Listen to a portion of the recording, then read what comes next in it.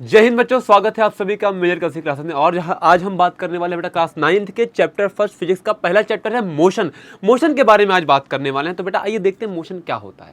Motion को देख के बच्चों के मन में काफी क्वेश्चन, सर एग्जैक्ट डेफिनेशन क्या होती है, सर कैसे समझे मोशन क्या है, रेस्ट क्या है। तो बेटा आज सारी बातें आपके सामने रखने वाला हूँ, आप ध्यान से देखिएगा। अगर हम बात करते हैं मोशन की, तो मोशन को समझने से पहले रेस्ट को पढ़ना पड़ता है। मोशन को समझने से पहले बेटा रेस्ट को पढ़ना पड़ेगा, और रेस्ट को पढ़ो फिर मोशन अपने आप निकलेगा। कैसे? रेस्ट का मतलब है क्या? If a body does not change it's position, अगर कोई वस्तु अपनी पोजीशन में कोई चेंज नहीं ला रही, किसके साथ? विथ टाइम, समय के साथ कोई वस्तु अपनी पोजीशन में चेंज नहीं ला रही है with respect to its surrounding, then it is said to be at rest. तब उसे हम क्या कहेंगे? रेस्ट पे है।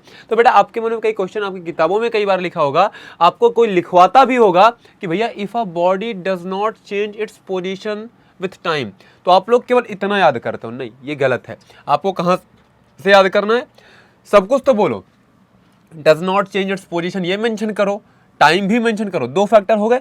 तीसरा है आपका सराउंडिंग। अगर आप सराउंडिंग को नहीं मेंशन करोगे तो ये डेफिनेशन करेक्ट नहीं मानी जाएगी। क्यों? क्योंकि एक समय पे हम हो सकता है अर्थ पर रहने वाले प्राणियों के लिए हम रेस्ट में हो, पर ऊपर चांद से कोई देखेगा तो हम मोशन में हो सकते हैं। ठीक है, तो इसलिए सराउंडिंग को रिस्पेक्ट करना जरूरी है। सराउंडिंग को अगर आप नहीं बताते हो तब ये डेफिनेशन आपकी गलत हो जाती है। तो रेस्ट इज समथिंग कि आप कह सकते हो if a body does not changes its position with time, सही बात है।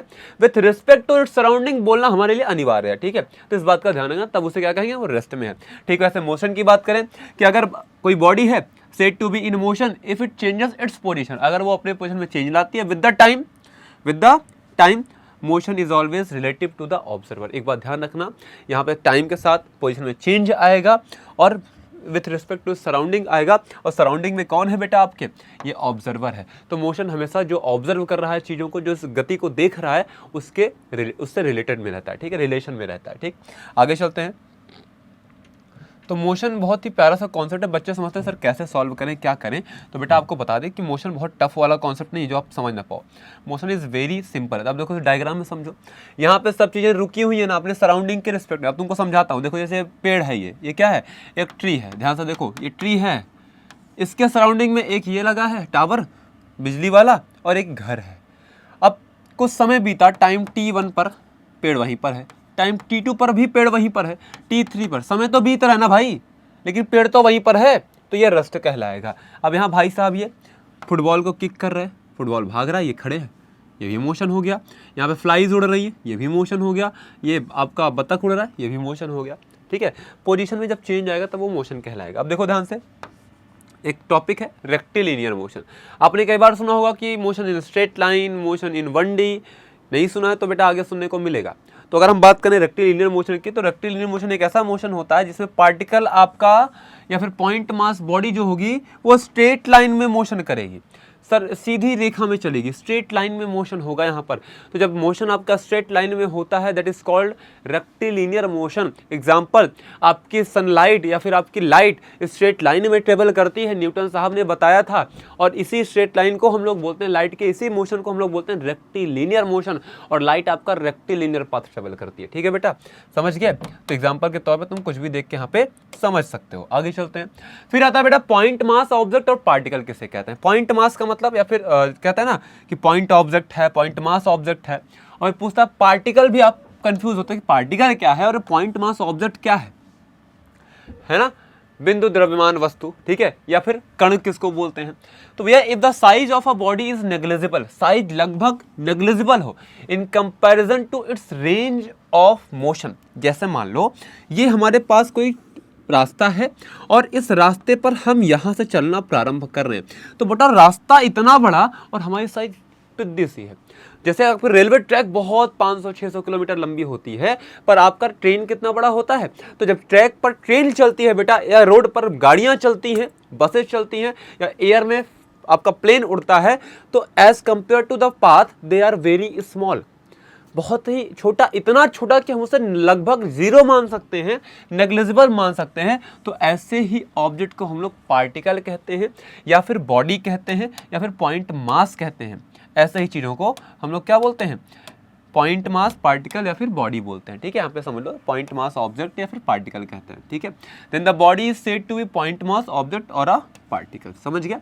यानी इनका क्या है, a body is negligible in comparison to its range of motion, यानी अगर वो मोशन इतना कर रही है तो उसका साइज लगभग इतना होगा, है ना, तभी तो मोशन। अब ट्रेन कितनी भी बड़ी ले लो, क्या पटरी के बराबर ट्रेन हो सकती है कभी? इम्पॉसिबल है ना। पटरी के बराबर हो जाएगी तो भाई ट्रेन चलेगी कैसे, है ना।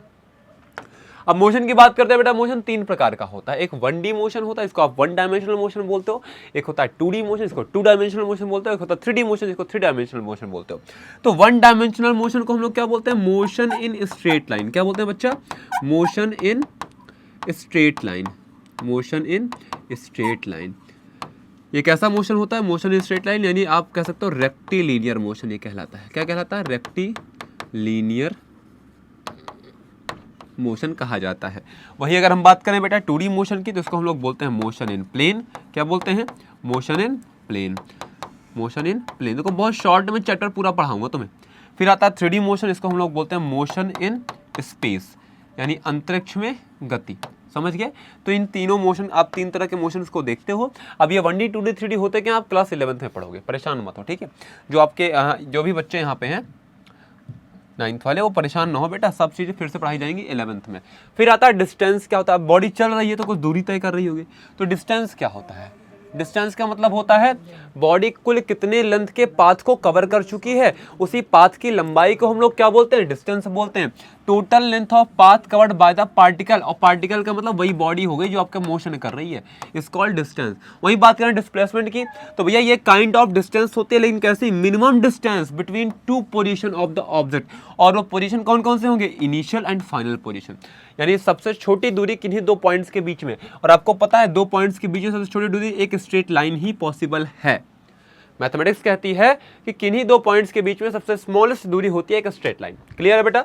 चलो अब आगे इंपॉर्टेंट नोट्स हैं कि distance is a scalar while displacement is a vector. Scalar quantity are those quantities which has only magnitude but no direction, and vector quantities are the quantities which has magnitudes as well as direction both।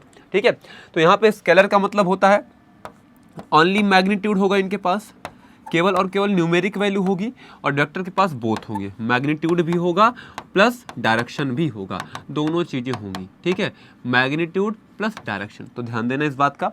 Distance depends on path, distance जो होती है path पे depend करता है, जिस रास्ते पे गाड़ी चल रही है उस पर डिपेंड करेगा। While displacement does not depends on path, displacement path पे डिपेंड ना करके बेटा उन 2 पॉइंट्स पे डिपेंड करता है, फाइनल और इनिशियल, जहाँ से मोशन स्टार्ट हुआ जहाँ पे एंड हुआ। ठीक है, फाइनल और इनिशियल पॉइंट पर।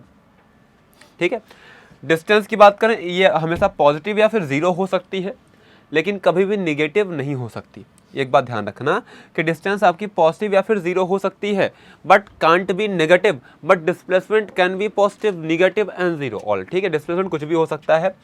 बात करें डिस्टेंस जो होती है वो हमेशा डिस्प्लेसमेंट से बड़ी होगी या फिर बराबर हो सकती है।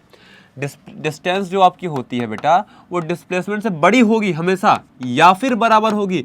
कभी ऐसा केस तुम्हें नहीं मिलेगा जीवन में जहां पे तुम ये कह सको कि डिस्प्लेसमेंट बड़ा हो गया डिस्टेंस से, क्योंकि already displacement is the shortest distance. तो डिस्टेंस की सबसे छोटी वैल्यू है क्या? डिस्प्लेसमेंट। समझ गए? आई थिंक अब वो क्लियर हो गया है। तो इस शॉर्ट से वीडियो में छोटे से टर्म में बहुत सारी चीज़ें पढ़ लेनी है अपने को। अब आता है आपका स्पीड। क्या आता है बेटा? स्पीड। स्पीड के बारे में कौन नहीं जानता है, लेकिन टाइप्स ऑफ स्पीड हम लोग बहुत बार पढ़ते हैं, बहुत बार नहीं पढ़ते। कांस्टेंट स्पीड होती है, वेरिएबल स्पीड होती है, आपकी इंस्टेंटेनियस स्पीड होती है, एवरेज स्पीड होती है। ये सब स्पीड बारे हम नहीं पढ़ रहे होते हैं, लेकिन हाँ पढ़ेंगे। अब स्पीड समझो, it is the rate of distance covered. क्या होता है? रेट कहीं भी आया ना, मतलब समय की बात हो रही। किसकी बात हो रही? समय की। Rate of distance covered with time, देखो आ गया ना टाइम, तो rate of distance covered with time it is related to distance and it is a scalar quantity. ये आप डिस्टेंस से जुड़े, distance itself a scalar quantity, तो यहाँ पे ये भी स्केलर क्वांटिटी हो जाएगी। टाइम तो एक फंडामेंटल क्वांटिटी है। The speed of object can be 0 और positive but never be negative. Same distance से वाली प्रॉपर्टी आई कि पॉजिटिव हो सकता है, 0 हो सकता है, बट नेगेटिव कभी नहीं हो सकता, है ना? समझ गए? अब यहाँ डायग्राम से तुम समझ सकते हो। फॉर्मूला क्या होता है? Speed by distance travelled upon time taken, कितनी दूरी तय की है और कितना समय उसको दूरी को तय करने में लगा है। समझ गया बच्चा? चलो, तो ये स्पीड हो गया। और स्पीड की यूनिट की बात कर लें बाबू, तो यहाँ पे स्पीड की यूनिट क्या होती है? यूनिट की अगर बात कर लें तो देख लो, मीटर पर सेकेंड होती है, कहीं कहीं किलोमीटर पर आवर होता है, है ना, तो इसकी यूनिट होती है, या फिर सेंटीमीटर पर सेकंड होती है। ये CGS सिस्टम, SI सिस्टम, ये आपका जो आप कार वगैरह में यूज़ करते हो, ठीक है। तो भैया स्पीड को मीज़र करने के लिए कार में एक मीटर लगा होता है, उस मीटर का नाम कमेंट करना, ठीक है। और वो मीटर कौन सी स्पीड मीज़र करता है ये भी कमेंट करके बताना, ठीक है। अगर बता दिए तो बहुत अच्छी बात, नहीं बताओगे तो भी बहुत अच्छा, फिर पूछ लेना तुम हमसे कमेंट में, हम बता देंगे। अब देखो आता है वेलोसिटी। वेलोसिटी देखो स्पीड और वेलोसिटी में डिफरेंस क्या है। स्पीड में केवल और केवल मैग्नीट्यूड होगा, वेलोसिटी में डायरेक्शन भी होगी प्लस मैग्नीट्यूड भी होगा। यानी आप ये कह सकते हो कि जब बॉडी में आप जब स्पीड में आप डायरेक्शन को ऐड कर दो तब वो क्या बन जाती है, वेलोसिटी बन जाती है। अब ध्यान से देखो कि the rate of change of displacement, क्योंकि डिस्प्लेसमेंट है तो वेक्टर क्वांटिटी होगी, जाहिर सी बात है। With time is called velocity, it is a vector quantity, it can be positive, negative और जीरो। तो वेलोसिटी भैया rate of change of displacement होती है, कितने समय में बॉडी एक पॉइंट से दूसरे पॉइंट तक पहुंच गई, कितना चेंज आया यहाँ पे पोजीशन में, वो आपका डिस्प्लेसमेंट कहलाता है। और उसी change of position of displacement with time को हम लोग क्या बोलते हैं, वेलोसिटी यानी वेग बोलते हैं। क्या बोलते हैं, वेग बोलते हैं। समझ गए। तो स्पीड भैया पाथ पे डिपेंड करती है, जबकि वेलोसिटी आपकी फाइनल और इनिशियल पॉइंट पर डिपेंड करती है, ठीक है। चलो आगे बढ़ते हैं। बहुत शॉर्ट में अपन लोग पढ़ रहे हैं ना, तो ऐसा लग रहा है कि हम लोग बहुत कुछ पढ़ ले रहे हैं। अब देखो यहाँ पे एक्सेलरेशन की बात करें, कुछ लोग इसको एक्सेलरेशन बोलते हैं, कुछ लोग एक्सेलरेशन बोलते हैं। हमें जो मन में है हम वो बोल के समझ सकते हैं, क्योंकि हमें लिखने और सॉल्व करने से मतलब है। अगर बात करें एक्सेलरेशन की, तुरंत कहते हैं कि the rate of change of velocity, velocity में जो चेंज आया उसका रेट जो होता है उसे हम क्या बोलते हैं, एक्सेलरेशन बोलते हैं। या फिर अगर इसको डिफाइंड करना है तो भैया वेलोसिटी में change final minus initial upon T, तो ये आपका बनता है एक्सेलरेशन बनता है, एक्सेलरेशन आप कह सकते हो, ठीक है। अब यहीं पे ये भी एक क्या है, वेक्टर क्वांटिटी, क्योंकि वेलोसिटी इसमें इनरोल हो गई। Its direction is same as that of change in velocity, तो इसकी डायरेक्शन किधर होती है, चेंज इन वेलोसिटी की डायरेक्शन में होती है, ना कि वेलोसिटी की डायरेक्शन में। यानी इसकी डायरेक्शन में अगर आपसे कोई पूछे कि बेटा what is the direction of acceleration, तो आप क्या बोलोगे कि जिधर वेलोसिटी में चेंज आ रहा है उसी दिशा में आपका एक्सेलरेशन होगा, ना कि वेलोसिटी की दिशा में। वेलोसिटी की दिशा में नहीं होता, चेंज इन वेलोसिटी की डायरेक्शन में होता है। क्लियर। अब आगे चलते हैं। फॉर्मूला होता है change in velocity upon time taken, ये आपको सामने फॉर्मूला लिखा गया है। अब यहाँ देख सकते हैं, जब किसी बॉडी की स्पीड अप हो रही होती है तो वेलोसिटी भी उसकी उधर ही चेंज हो रही होती है और एक्सेलरेशन भी उधर ही काम करता है। लेकिन हाँ, जब वेलोसिटी आपकी क्या हो रही होती है, बॉडी उधर मूव कर रही है और बॉडी को आप रोक रहे हो, स्लोइंग डाउन कर रहे हो, रोक रहे हो बॉडी को, तो वेलोसिटी एक्सेलरेशन आपको उल्टा लगता है, ठीक, वो बॉडी को रोकना चाहता है, ठीक है। तो यहाँ पे वेलोसिटी के चेंज की तरफ आपका एक्सेलरेशन कार्य करता है, और यहाँ पे जब आप बॉडी को रोकते हो तो वेलोसिटी का चेंज किधर होता है, नेगेटिव डायरेक्शन यानी अपोजिट डायरेक्शन में। फिर आपके पास आता है last topic, equation of motion. Equation of motion बहुत ही इंपॉर्टेंट टॉपिक है, क्योंकि बेटा क्वेश्चन यहीं से आएंगे और यही परेशान करेंगे। पहला इक्वेशन ऑफ मोशन कहाँ से निकलता है, आपको पता है, ए बराबर क्या था, v minus you by T था। अब देखो t को उधर ले जाओ तो ए टी बराबर v माइनस यू, अब माइनस यू को इधर ले आओ तो u प्लस ए टी हो जाएगा बराबर v। तो ये फर्स्ट इक्वेशन ऑफ मोशन आ गया। जब आप पढ़ोगे पूरा डिटेल में, हमारे साथ जुड़ोगे, हमारे इस कॉन्सेप्ट में आओगे, प्री फाउंडेशन की क्लास में आओगे, तो बेटा एक एक चीज़ प्रूफ करके दिखाऊंगा कैसे होता है, ठीक है। वही बात करें second equation of final velocity निकालना, तो फर्स्ट इक्वेशन ऑफ मोशन का यूज करेंगे। सेकंड इक्वेशन ऑफ मोशन का यूज हम डिस्टेंस फाइंड करने के लिए करते हैं। ut क्या इनिशियल वेलोसिटी टाइम होता है प्लस हाफ at स्क्वायर होता है, ठीक है, ये एक्सेलरेशन होता है। फिर आता है आपका third equation of motion, v square बराबर u square plus 2as। v square क्या फाइनल वेलोसिटी है और आपका u क्या इनिशियल और as क्या है, एक्सेलरेशन और डिस्टेंस। देखो बेटा, अगर टाइम नहीं गिवन है तो हम थर्ड इक्वेशन लगाते हैं।